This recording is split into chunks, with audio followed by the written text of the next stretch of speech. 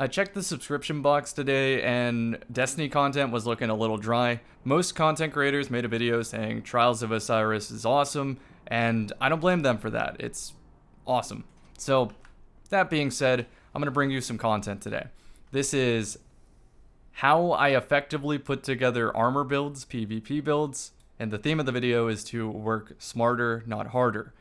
Whether you're a new player or a veteran player, you will find something valuable in this video. And let's start by talking about what I put together in front of you. So I start with the exotic when it comes to a build. What is my goal with the exotic? With Gemini Jester, that is to take away the radar, which I use my dodge to accomplish. So if I need my dodge, then I have to up my mobility. Mobility is tied to my hunter class cooldown. If I want an even faster cooldown than that, I have to use something called utility kickstart or another mod called perpetuation. Turns out utility kickstart is better in almost every way, with the one small caveat on certain builds. It reads, when your class ability energy is fully expended, you gain class ability energy. So if I dodge with these boots, it gives me a little bit of dodge energy. The exception is if I have 2 of a charge, like in the case of the 6 Coyote, which gives you 2 charges of your dodge, you do not get the effects of utility kickstart because you never fully expend the energy. Perpetuation works on 6 Coyote, but utility kickstart does not. In a similar way, Shinobu's Vow gives you 2 skip grenades, and there is a stasis mod called Grenade Kickstart which has that same caveat. So when my grenade energy is fully expended, I gain grenade energy, but on Shinobu's Vow, since the energy is never fully expended, it does not work, and I'm going to have to get it from alternative means like momentum transfer, causing damage with the grenade reduces your melee cooldown, or impact induction, causing damage with a melee attack reduces your grenade cooldown. There's also bolstering detonation, which is on void stuff. Grants class ability energy when you cause damage with a grenade, then you use a solar mod, solar bond, with bomber. Reduces grenade cooldown when using your class ability. So it loops. There are a lot of answers to making your idea come to life. So why all of these stat splits? Let's start with the 10 mobility, that's dodge cooldown, then the recovery. Since I constantly have to re-engage people in PvP, I want as close to 10 recovery as I can get, with 9 being the lowest that I will ever go.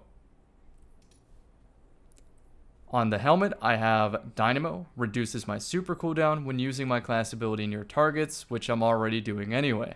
I have 8 intellect in case the game stalls out and nobody wants to move. Well then if you don't move, you have to deal with my super, which is a lot harder to deal with than just shooting at me. So that's the idea in the Trials of Osiris game mode that a lot of people gear into. However, whenever I play Revenant, I want the opposite stats. So I have another armor set that reflects this. I go for 8 discipline and 5 intellect. And that is because the shatter dive with a glacier grenade is extremely powerful on Revenant, and to me is better than having a super slightly faster. But now back to the light subclasses, let's go over all my mods here to see how the build comes together. I use a handcannon, so I use handcannon targeting. I could fit grenade kickstart on here, so I said, why not? I always use throw distance because it not only improves the throw distance of a grenade, it improves the speed at which it lands, and that little microsecond gained is valuable to me.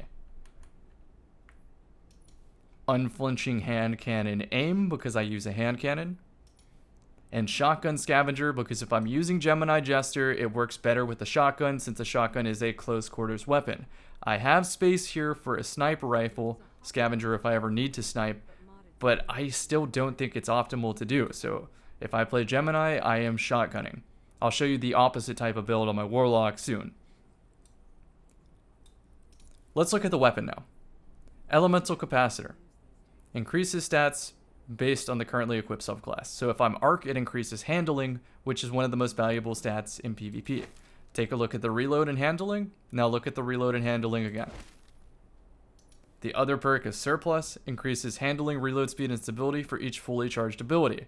And since I'm using a Hunter with Gambler's Dodge, and I'm also using Top Tree Arc Strider, melee kills recharge my dodge ability, and my dodge recharges my melee ability. So as long as I'm getting kills, I always have at least one ability ready to go, and one ability makes this feel like it has max handling, which is extremely valuable in PvP. Yes, this does tie me down to an arc subclass, but that's build crafting in Destiny 2. If I wanted to use a different shotgun, I could, but this one seems like the best for the Gemini Jester setup. Run top tree arc to keep more dodges coming. You have an enhanced melee lunge range anytime you dodge, and you get health back from a melee kill.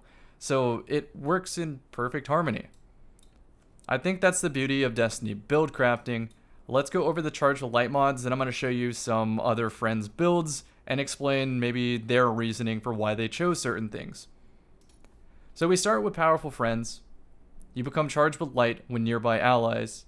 When you become charged with light, nearby allies also become charged with light if they're not already. But more importantly, it gives plus 20 mobility, and you have to socket on an arc mod for it to become active. But instead of doing that, you could also just run a second arc mod in a different slot, and they both activate off of each other. This is Radiant Light. Casting your super causes nearby allies to become charged with light, and it also adds 20 strength. I'm not after the 20 strength because on top tree Arc Strider, strength is a useless stat. It's dead in the water. On Revenant, strength is still somewhat useful, but I like banking it for activating surplus because my shurikens count as an ability and I get 2 melee abilities on that class. Which, by the way, if you have 2 melee abilities, then melee kickstart doesn't work. So, Powerful Friends. When I become charged with light, teammates become charged with light. So let's explain this loop. If I pop a super to activate Radiant Light, it charges my teammates. If my teammates have the same Powerful Friends mod equipped, then because they become charged with light, I become charged with light. So effectively, if I cast my super, I become charged with light, which lets me use high energy fire to give me extra damage on my weapons.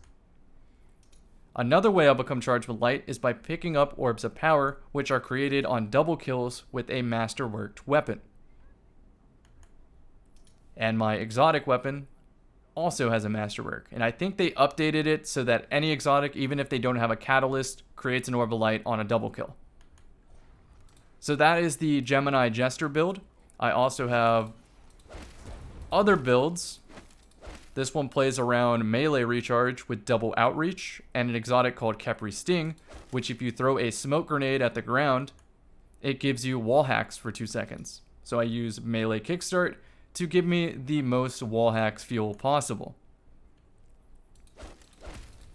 Now let's look at my friends builds, and then I'll tell you where to get these mods and where to farm armor.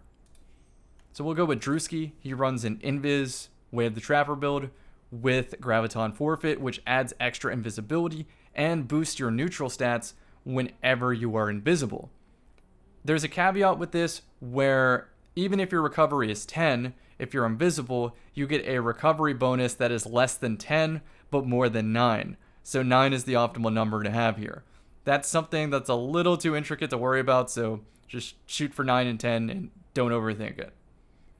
But he goes for double targeting on his helmet, and the only reason that he is not filling up all 10 energy is because he feels like using a submachine gun for fun. He usually uses the Vex Mythoclast, and you could say the same thing here.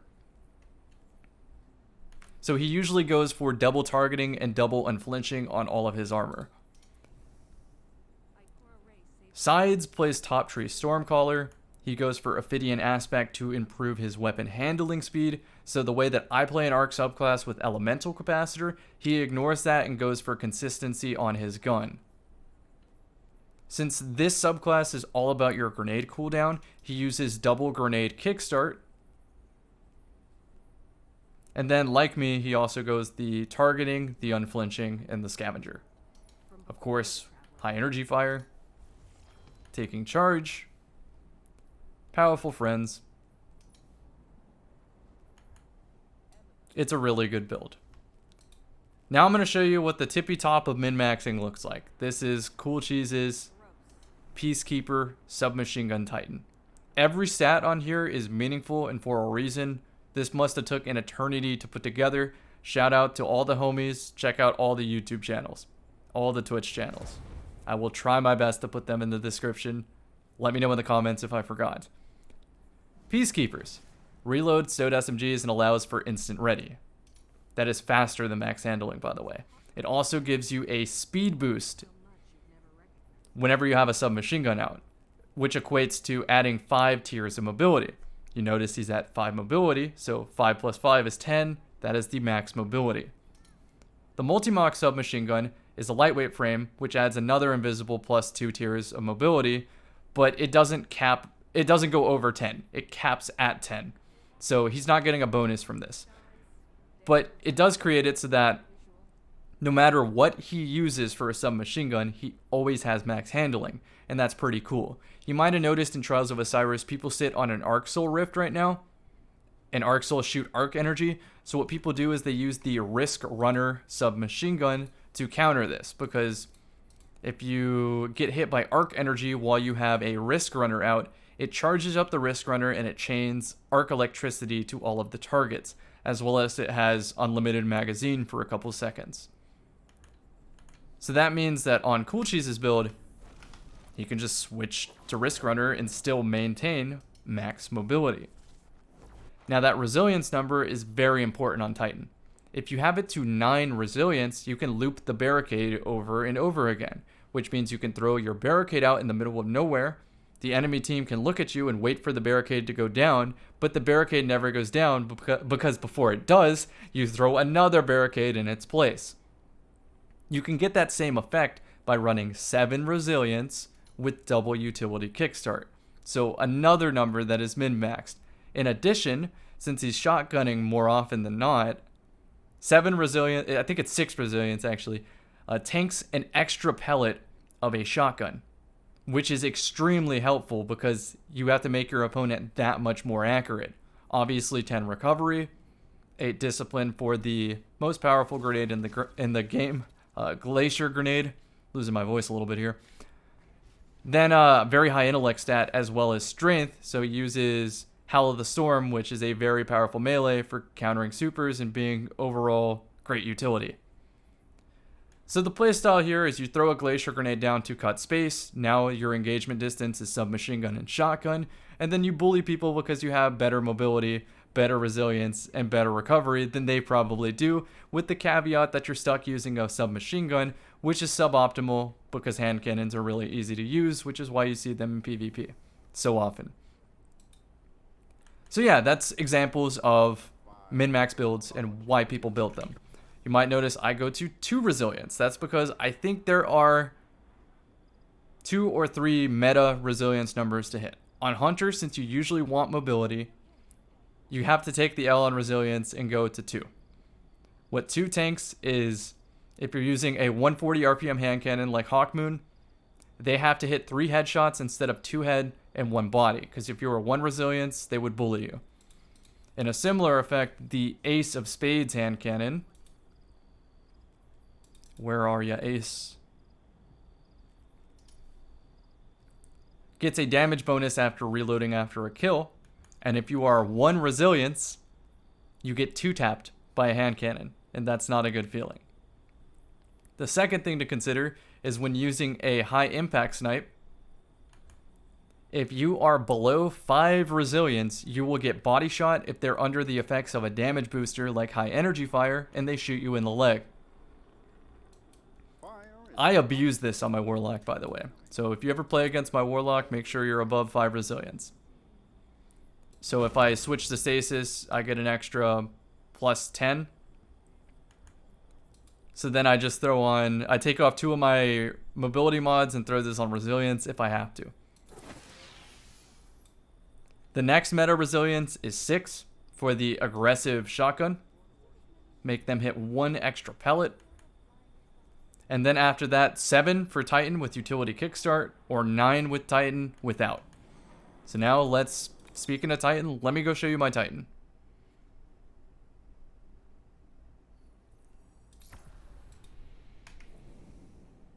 Nine resilience for barricade looping, 9 recovery because that's the bare minimum I will ever take, 7 discipline to get a faster grenade, grenade kickstart for a faster grenade, double bomber to use my barricade for a faster grenade, and I'm playing bottom tree striker with flashbang grenade. So I like flashbang because it does what Gemini Jester does, just it costs your grenade. It kind of sucks, but at the same time, I get to use bottom tree striker, which is overall a better melee setup because if I punch somebody, it chains lightning damage to everybody. And it's an art class, so I can use that same shotgun to get a handling boost. Still got handcannon targeting. This is a different charge with light mod. Become charged with light by defeating combatants rapidly with precision kills from bow, handcannon, and scout rifle. So if I pick up a double kill with the handcannon, it'll charge me with light, which gives me a damage bonus, and it does come up in trials. I have hit some very clutch moments. Still got the radiant light, powerful friends, taking charge, and high energy fire.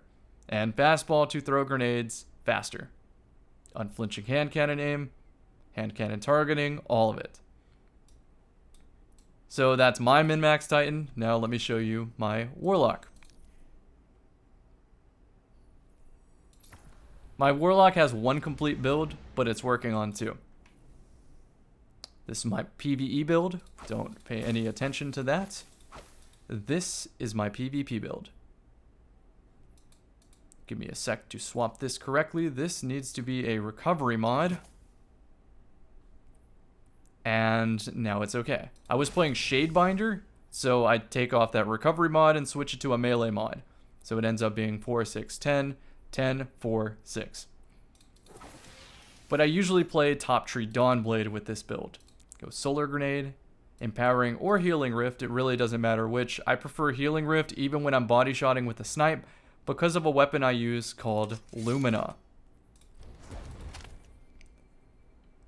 So Lumina says if I kill somebody, it leaves behind a remnant. Collect a remnant to turn my next hipfire shot into a healing round that boosts both my and my opponent's damage. It boosts the damage so much that I can kill anybody in one body shot with my aggressive frame sniper rifle who is under 5 resilience. So that's why I get my Warlock to 5 resilience.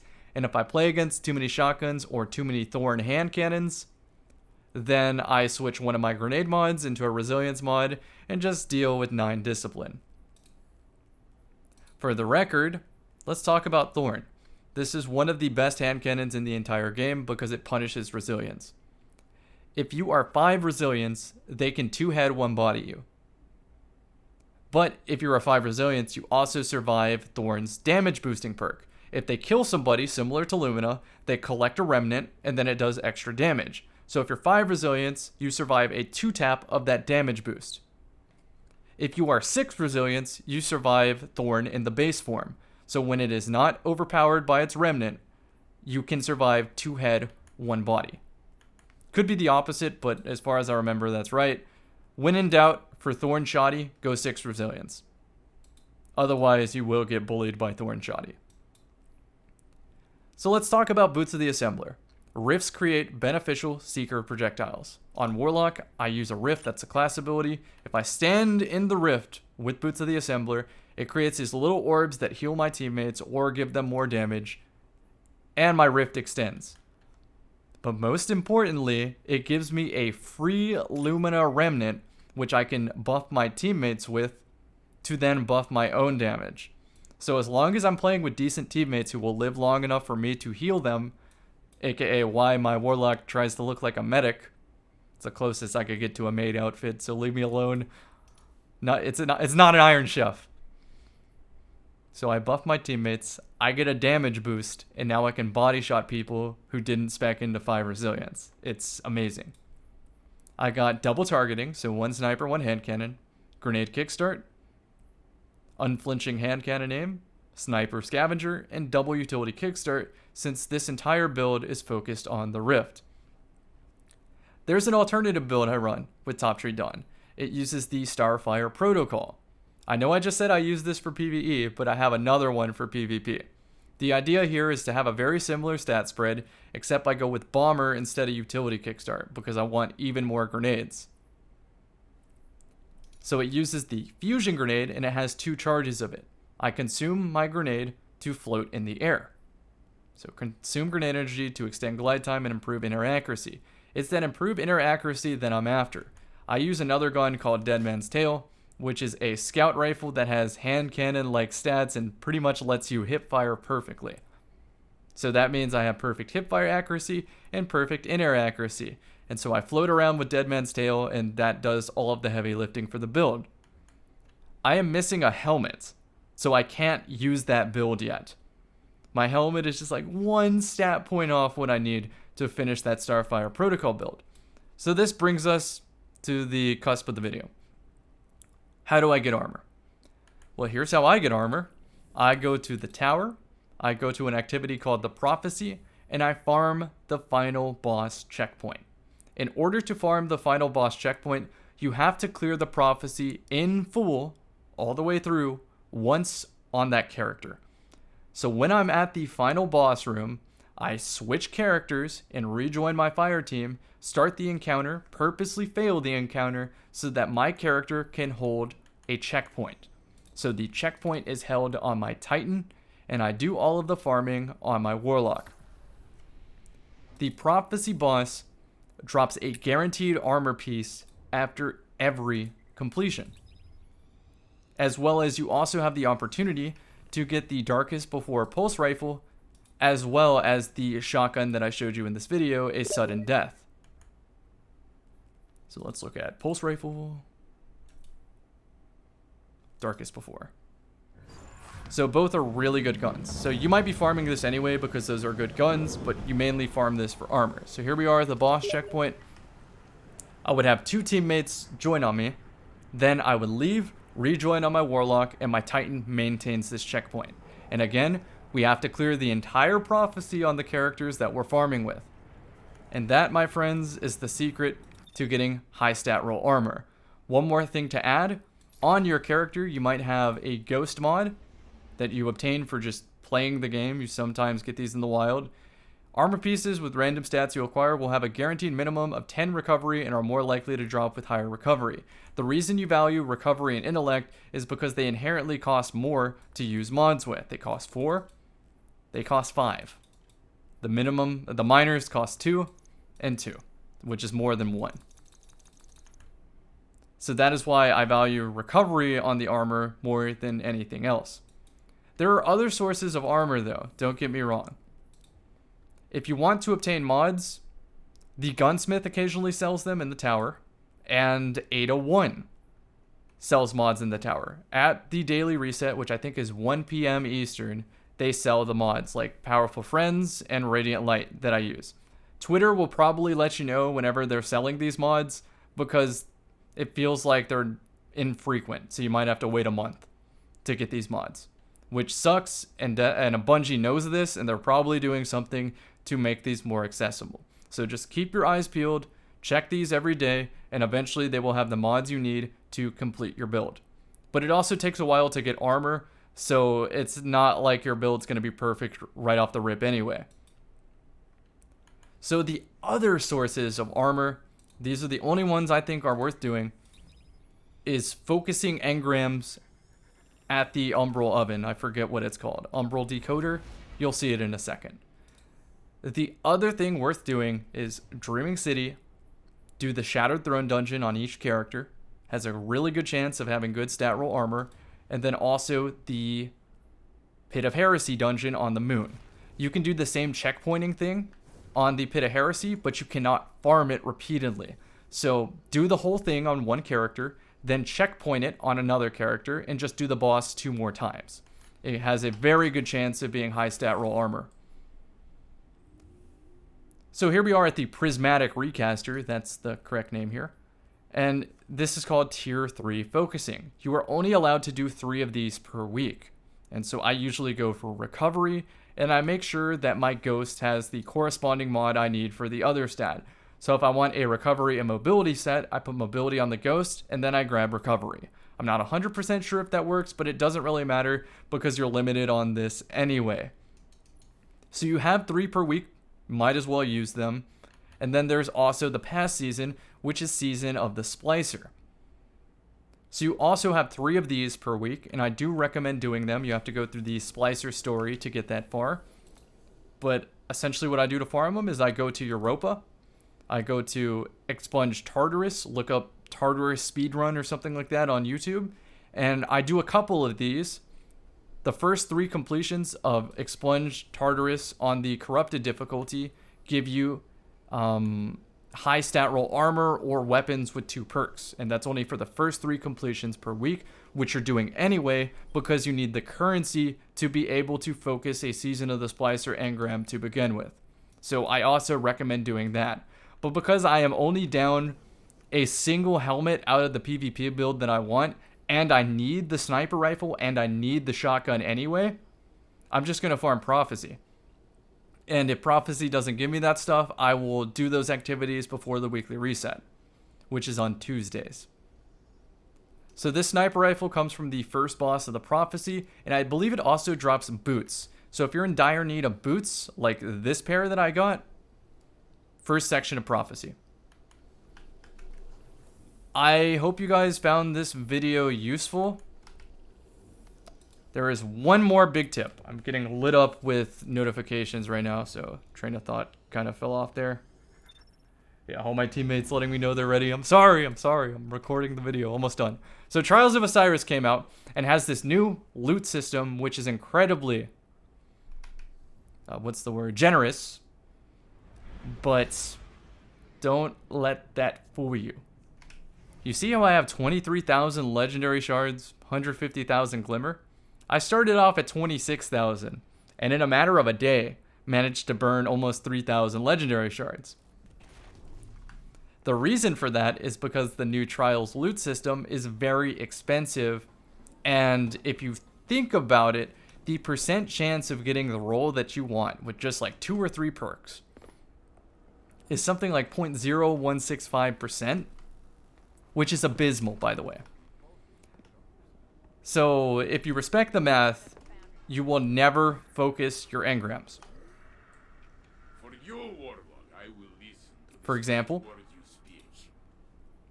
this cost 250 legendary shards. This is the most appealing out of any of them because not everybody can go flawless. You have to go flawless in order to focus this out. So if you struggle to go flawless and you just barely squeaked by getting flawless, it is worth doing this.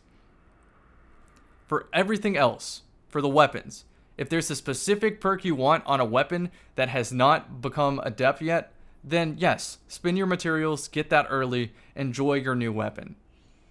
But for things that are going to probably persist here for the rest of the season, like Reeds of Regret, use it once or twice, maybe try to get 1 single perk on it. Don't go for the best absolute roll possible because you're wasting resources. Whenever you get Trials engrams, don't use them on this focusing. You're wasting materials. Instead, just turn them into the Crypt Arc and just cross your fingers and hope you get what you get. Because when you look at the probability, it's already bad to begin with. So if it gets slightly more bad than that, it's not that big of a difference. You're probably not getting the best roll anyway, so you might as well save your resources. And yes, that is how you get 20,000 plus legendary shards. It's because you be smart about how you use them. The armor focusing, I tried maybe 30 of these. It did not give me the helmet I needed. So if it's not giving me the helmet I needed anyway, it doesn't seem like it's likely to do, then just save the resources and take the free route. Prophecy for me is 0 time until I get the helmet that I need, until I get the shotgun that I need. If I get the helmet first, I still have to farm for the shotgun. If I get the shotgun first, then there are other alternatives to get armor. So you see what I'm saying? It's for a player that can go flawless, it's not worth any of this. You just wait for the rotation to be adept, then you farm adept. Or you go for a 1 out of 5 roll and just turn your engrams into the Crypt Arc and cross your fingers until you get it. For the most part, you should be playing Trials of Osiris because you find it fun, with the rewards coming secondary, and they are improving the mode and making it more fun each time. Fingers crossed for Bungie to add some objectives into Trials because it still is very stand-stilly these days. Anyhow, that is my spiel on armor building in Destiny 2. Hope you found some useful information. Good luck on those prophecy drops and have some fun in Trials. For my solo queuers out there, don't go in expecting to go flawless. Don't go in expecting to have good teammates. Go in with the expectation that you can now scout for teammates. If you see someone that's decent, shoot them an invite, then party up with a team of 3, start working on communication, start grinding games, and you will go flawless. I believe in you. Take care, everyone. See you in the next one.